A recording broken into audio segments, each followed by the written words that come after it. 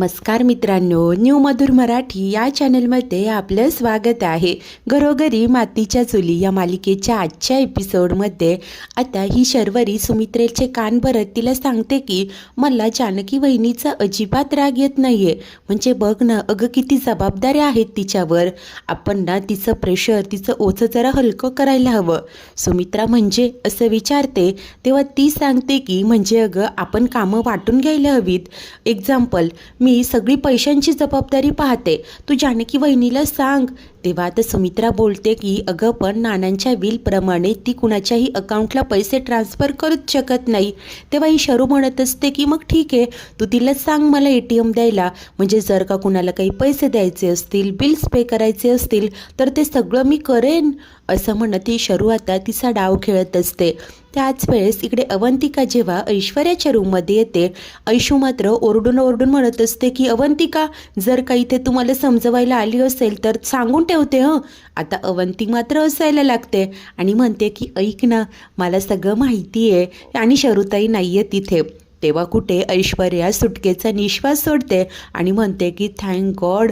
तर अवंती बोलत असते की बापरे, काय भांडतेस का ऐश्वर्या तू? एक सेकंड, मला तर खरंच वाटलं होतं. तेव्हा ऐश्वर्या खुश होऊन म्हणते की तुला खरं वाटलं ना, म्हणजे त्या शर्वरीला देखील आमचं हे नाटक पटलं असणार. तेव्हा अवंती ही सांगत असते की हो ॲब्सल्युटली. तसंही मी त्यांना काय सांगून आले माहिती आहे की मी जाऊन ऐश्वर्याला समजावून येते. तेव्हा आता ऐश्वर्या म्हणते की काय असं सांगितलं?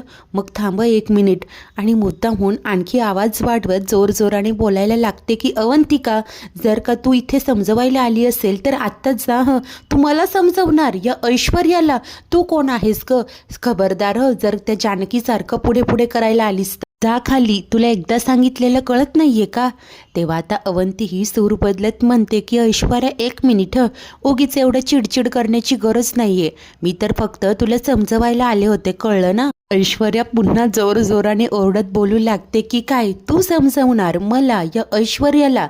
अवंतिका, तुला एकदा सांगितलेलं कळत नाहीये का? तू खाली जा. आणि आता ओरडून ओरडून पार तिचा घसा दुखायला लागतो. अवंतिका तर तिच्याकडे बघून हसत असते. ऐश्वर्या म्हणते की जा ना, निघ इथून. आणि पुढे म्हणते की ऐक ना, असा रडवेला चेहरा करून जा हं, म्हणजे त्यांना सगळं असं जेन्युइन वाटायला हवं. त्यावर अवंती हसूनच म्हणते की हो हा मॅडम, रडवेला चेहरा करून जाते. ऐश्वर्या सांगते की जा, हळू जा, अगं किती ओरडते. ती बोलते की अगं ट्रेनिंग घेते तुझ्याकडून, आणि हसतच ती बाहेर येते. ऐश्वर्या मात्र स्वतःवर खूप खुश होत असते. तर तेव्हाच खाली आल्यावर अवंती मात्र रडायला लागते. सुमित्रा घाईने तिच्या जवळ येते आणि रडू नकोस, मुळात तू तिला समजवायला गेलीसच का असं विचारते. तेव्हा अवंती ही नाटकं करत सांगत असते की आई, आता ना मला या घरातली भांडणं बघवत नाहीये. तेव्हा अवंतिका देखील बोलू लागते की आई, अहो रोज या घरात कोणी कोणी एकमेकांशी भांडत असतं. माणूस किती इग्नोर करणार? या सगळ्या गोष्टींचा त्रास तर होतोच ना. मला तर आत्ता असं वाटतंय मी सौमित्रचंच ऐकायला हवं होतं त्यावेळेला. हे घर सोडून जायला हवं होतं. आई, इथे मी जानकी वहिनींना समजवायला गेले तर त्या मला ओरडताय. ऐश्वर्याकडे गेले तर ती माझ्याच अंगावर खेकसतेय. सुमित्रा पुन्हा एकदा तिला शांत राहायला सांगत असते. तर तितक्यात जानकी पुढे येते आणि काय झालंय, अवंतिका का रडतीये असं विचारते. तेव्हा अवंती आणि सुमित्रा काही एक बोलत नाही. दोघीही जानकीकडे पाहतात. जानकीला सगळं कळून चुकतं आणि ती देखील म्हणते की म्हणजे आता तुम्ही मला विलन ठरवणार आहात तर? तेव्हाच ही शरू पुढे होते आणि म्हणते की वहिनी, अगं तू हा असा विचार का करतीये? हे बघ, मला तुझा राग आला होता, ऑब्व्हियसली ते साहजिकच आहे, परंतु मी ते सगळं विसरायला तयार आहे. तुला होणारा त्रास, तुझं टेन्शन आम्हाला कळतंय ग. तुझ्यावर किती जबाबदाऱ्या आहेत, म्हणूनच तुझा हा त्रास कमी करायचा, तुझी जबाबदारी वाटून घ्यायची मी ठरवलंय. तेव्हा जानकी विचारते की म्हणजे तुम्ही नक्की काय आणि कसली जबाबदारी वाटून घेणार आहात? ही शरू आता तोंड वर करून सांगत असते की घर खर्चाची जबाबदारी वाटून घेणार आहे मी. ते ऐकताच जानकी व अवंतीला धक्काच बसतो. तर पुढे ही शर्वरी सांगत असते की हो, हे बघ, तू तुझं डेबिट कार्ड मला दे. हे बघ, घरात होणारे सगळे खर्च, सगळं काही आता यापुढे मी बघेन. त्या जानकी मात्र चाचरतच बोलू लागते की वंस, मला नाही वाटत या सगळ्याची काही गरज आहे म्हणून. तेव्हा सुमित्रा मध्ये म्हणते की अगं असं कसं, अगं सतत किती ताणाखाली असतेस तू, मला कळतंय ग, या घरातल्या सगळ्या जबाबदाऱ्या सगळी कामं तुझ्यावर असतात, त्यामुळे तू दडपणाखाली असतेस, सतत कामाच्याच विचारात असते, मुळे तुझी चिडचिड होते. आता ही गोष्ट माझ्या जरी लक्षात नाही आली तरी शरूच्या मात्र लक्षात आली ह, म्हणूनच तर ती तुझं कार्ड मागते ना. हे ऐकून या दोघींनाही कळून चुकतं की पाणी नक्की कुठे मुरतंय ते. तर आता पुढे सुमित्रा म्हणत असते की मला कळतंय, नानांनी तुझ्या खात्यातले व्यवहार इतर कुणाला किंवा पैसे ट्रान्सफर करायला नाही असं सांगितलंय, परंतु तुझ्या खात्यावरचे व्यवहार ती करूच शकते ना, दे बघू कार्ड. ते ऐकून जानकी क्षणभर काहीसा विचार करते, आढेवेढे घेते, परंतु सुमित्रा म्हणत असते की अगं पण काय पण, दे बघू कार्ड. आता त्यानंतर जानकी म्हणते की ठीक आहे, देते मी वंसांना कार्ड. आता अवंतिका तर आश्चर्याने पाहू लागते. शरू मनातनं खूप खुश झालेली असते. जानकी तिथेच उभी असते, शरूला राहवत नाही आणि ती बोलते की अगं देते म्हणालीस ना, मग जा घेऊन ये कार्ड. जानकी म्हणजे असं विचारते तर शर्वरी सांगू लागते की अगं आता तूच म्हणालीस ना कार्ड देईल, मग जाऊन घेऊन यावं लागेल ना. तेव्हा जानकी अतिशय हुशारीने उत्तर देते आणि सांगते की हल्ली तर सगळेच मोबाईलवर ट्रान्सफर करतात ना, त्यामुळे माझ्याकडे नाहीच ते कार्ड. आणि आता वंसांना जर का माझी मदत करायचीच आहे, जबाबदारी वाटूनच घ्यायची आहे, तर मग कार्डसाठी अप्लाय करावं लागेल, जाऊयात का आपण बँकेत, असं ती शर्वरीला विचारते. आता मात्र शरूचा पारा चढतो आणि ओरडूनच म्हणते की वहिनी प्लीज. पुढे स्वतःचा राग जरा आवरते आणि बोलते की वहिनी तू काय टिंगल करते का माझी, की टाइमपास करतीये, त्यापेक्षा एक काम कर, तू पैसे आईच्या अकाउंटला ट्रान्सफर करून टाक. तेव्हा आता ही जानकी बोलते की नाही करता येते मला, कारण नानांच्या त्या अटीमुळे माझे हात बांधले गेलेत, मला ऑनलाईन ट्रान्झॅक्शन काहीही करता येत नाहीये आणि मला ते योग्यही वाटत नाही, कारण नानांनी त्यांच्या विलमध्ये शेवटची इच्छा तशी व्यक्त केली आहे आई. तेव्हा आता सुमित्रा ही म्हणते की हो हो जानकी बरोबरच बोलते ग तू. आणि अशा प्रकारे जानकीने या शर्वरीला तोंडावर पाडलेलं असतं.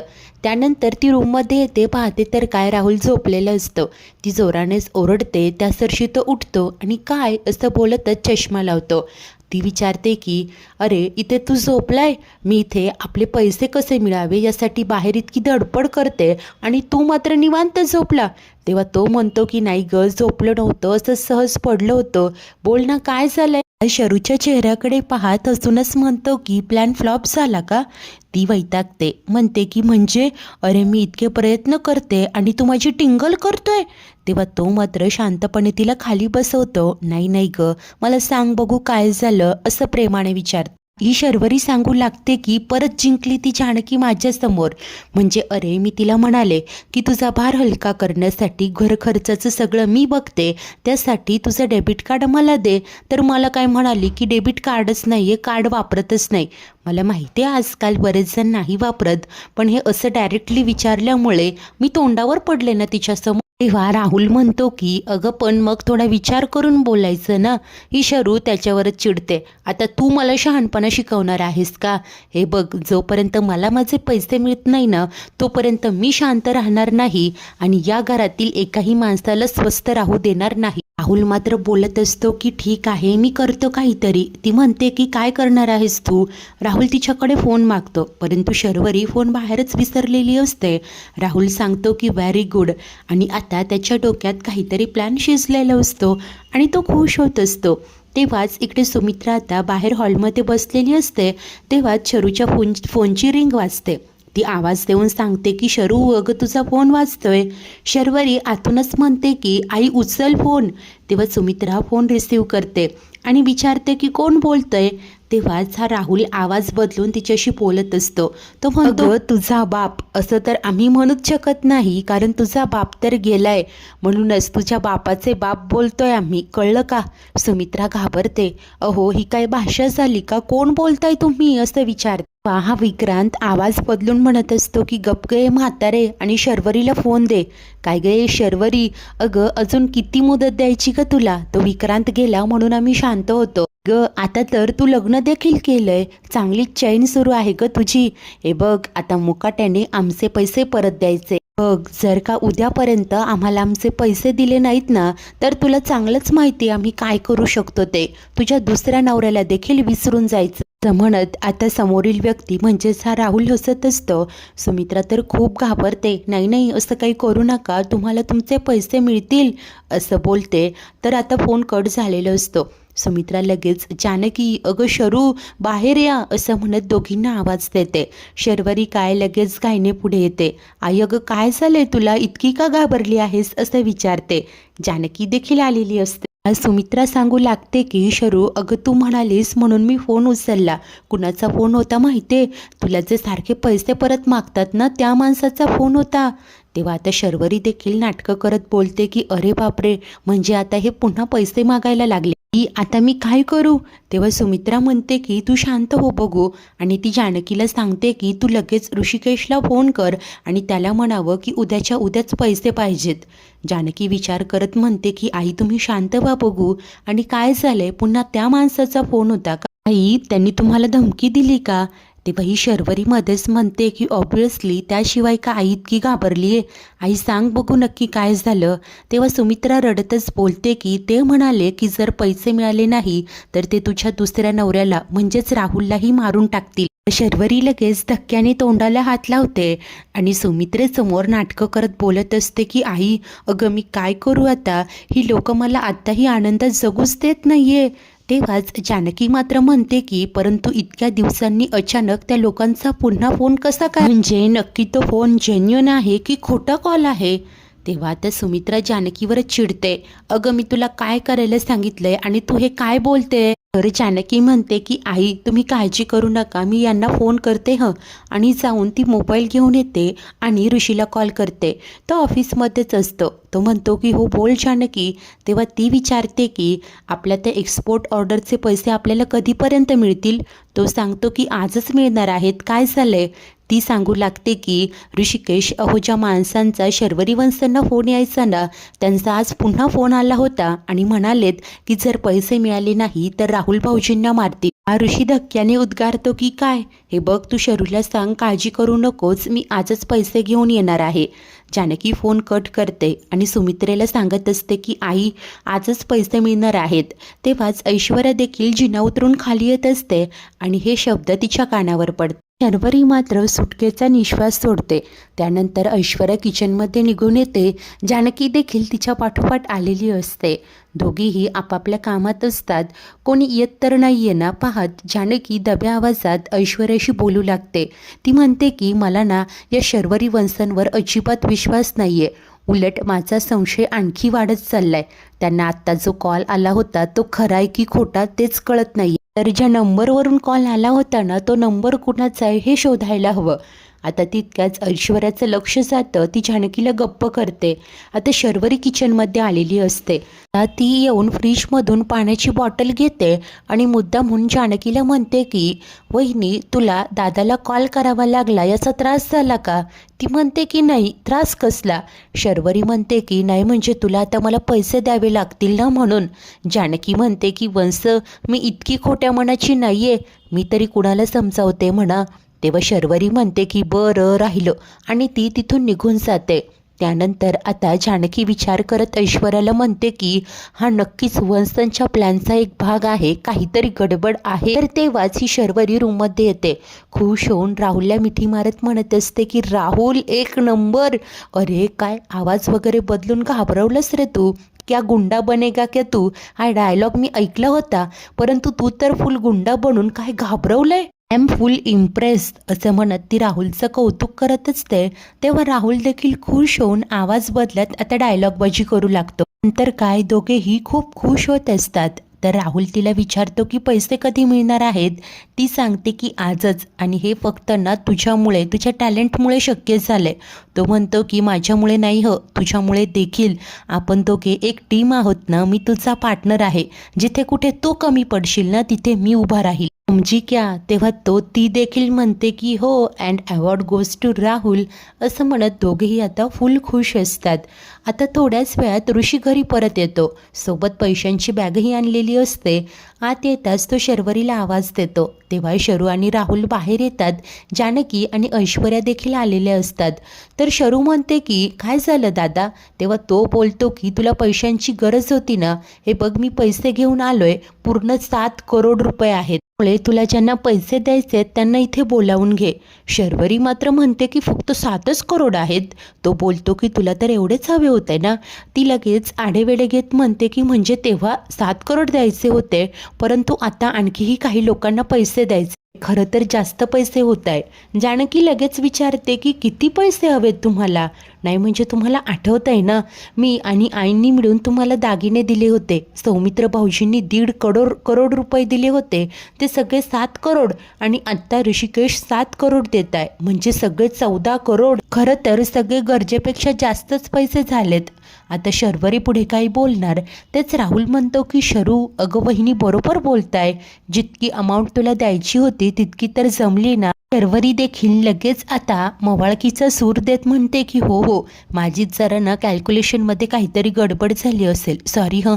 तेव्हा ऋषी म्हणतो की हरकत नाही, तुला ज्यांना पैसे द्यायचे असतील त्यांना देऊन टाक. ऋषी आता ती पैशांची बॅग पुढे करतो. शर्वरी तर काय खूपच खुश झालेली असते आणि लगेच पैसे घेण्यासाठी पुढे होत असते. ती एक एक पाऊल पुढे येत असते. तेव्हाच आता जानकी काहीतरी विचार करते. ऐश्वर्या अवंतिकाही तिथेच असतात. शर्वरी एक एक पाऊल पुढे येत असते. ती या ऋषीच्या हातातून पैशांची बॅग घेणार तेच जानकी मात्र ऋषीला थांबवते. आता सर्वच जण आश्चर्याने पाहू लागतात. मित्रांनो, आजचा एपिसोड इथेच संपतो. तर पुढील भागात जानकी ऋषीला सांगते की मला असं वाटतंय की हे पैसे आपण लॉकरमध्ये ठेवायला हवेत, कारण एवढी मोठी अमाऊंट आहे. ऋषी देखील म्हणतो की हे बघ शरू, मला जानकीचं म्हणणं पटतंय. आपण उगीच कशाला रिस्क घ्यायची, हे पैसे तर द्यायचेच आहेत ना. आणि तो ती बॅग जानकीकडे देतो. त्यानंतर दुसऱ्या दिवशी ही शरू प्लॅन करून घरी गुंड बोलावते. ते आतमध्ये येतात. त्यांच्या हातात सुरा असतो. ते सुमित्रा आणि शरूलाच वेठीला धरतात आणि सांगत असतात की जा पैसे घेऊन ये. घाबरलेली सुमित्रा म्हणते की जानकी जा लवकर पैसे आण. तेव्हा जानकी देखील पटकन ती पैशांची बॅग घेऊन येते. त्याच दिवशी हे दोनही गुंड तिथून पळून जातात. त्यानंतर शर्वरी रूममध्ये येते आणि दोघेही उड्या मारत आनंदाने म्हणत असतात की फायनली आपला प्लॅन सक्सेसफुल झाला. त्यांचं हे सगळं बोलणं इकडे जानकीने ऐकलेलं असतं. मित्रांनो, आता त्या बॅगमध्ये खरे पैसे असतील का? ही शर्वरी पुन्हा एकदा तोंडावर पडेल का? जानकीने विचार करून काही हालचाली केलेल्या असतील का? पाहणे उत्सुकतेचे असेल. अशाच नवनवीन भागांच्या डेली अपडेटसाठी आपल्या न्यू मधुर मराठी या चॅनलला नक्की सबस्क्राईब करा. धन्यवाद.